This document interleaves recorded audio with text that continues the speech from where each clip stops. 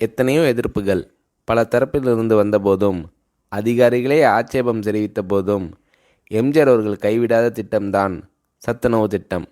ஏழை குடும்பங்களின் குழந்தைகளின் பசியை போக்கும் இந்த திட்டத்தை நிறைவேற்றியே தீர்வேன் என பிடிவாதமாக இருந்து அதை வெற்றிகரமாக அமல்படுத்தினார் எம்ஜிஆர் அவர்கள்.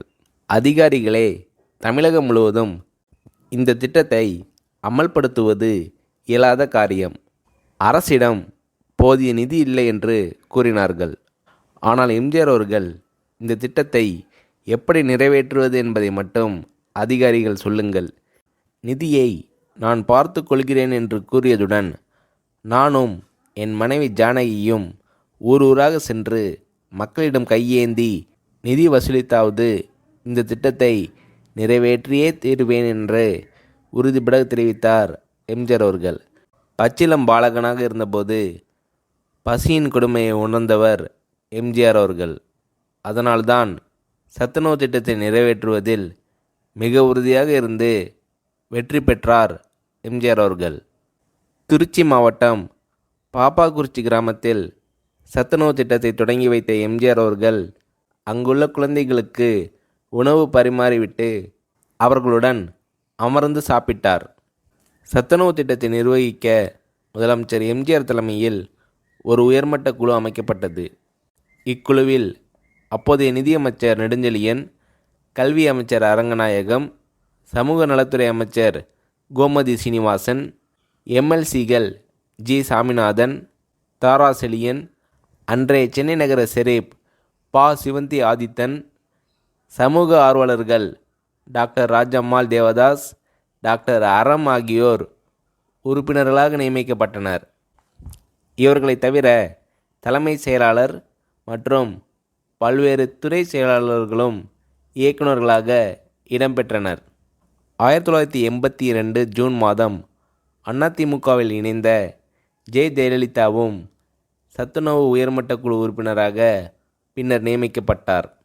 அப்போது ஜெயலலிதா அவர்கள் தமது தாயார் சந்தியா பெயரில் சத்துணவு கூடம் ஒன்றை சொந்தமாக கட்டி கொடுத்தார். சத்துணவு திட்டத்திற்காக முதலாவது ஆண்டில் 100 கோடி ரூபாய் நிதியை தமிழக அரசு ஒதுக்கீடு செய்தது. சத்துணவு திட்ட நிதி ஒன்று ஏற்படுத்தப்பட்டு அதன் மூலமும் லட்சக்கணக்கான ரூபாய் நன்கொடை வந்தது. அன்றைய காலகட்டத்தில் சுமார் 17,000 சமூக நல மையங்கள் அமைக்கப்பட்டன. சுமார் 70 லட்சம் குழந்தைகள் பயனடைந்தனர். காலப்போக்கில் ஆதரவற்ற கிராமப்புற ஏழை முதியோர்களுக்கும் எம்ஜிஆர் அவர்கள் உருவாக்கிய சத்துணவு திட்டம் பயனளித்தது. அவர்களின் பசியை போக்கியது. சத்துணவு திட்டத்தை உலக வங்கி, உலக சுகாதார நிறுவனம், யுனெஸ்கோ உள்ளிட்ட பல்வேறு சர்வதேச நிறுவனங்களும் அன்னை தெரசா உள்ளிட்ட சமூக சேவகர்களும் பாராட்டினார்கள். அது மட்டுமல்லாத அப்போதைய பிரதமர் இந்திரா காந்தி சென்னை வருகை தந்தபோது சத்துணவு திட்டத்தை வெகுவாக பாராட்டி சென்றார். ஏழை குழந்தைகளின் பசி போக்கும் இந்த திட்டம் மிக சிறந்த திட்டம், அவசியமான திட்டம் என்று கூறினார் இந்திரா காந்தி. கிராமப்புற ஏழை எளிய மக்களிடம் சத்துணவு திட்டம் மகத்தான வரவேற்பை பெற்றது. நலிந்த குடும்பத்தை சேர்ந்த பெண்கள் தங்கள் குழந்தைகளை சத்துணவு கூடங்களில் விட்டுவிட்டு கூலி வேலைக்கு சென்று வர முடிந்தது.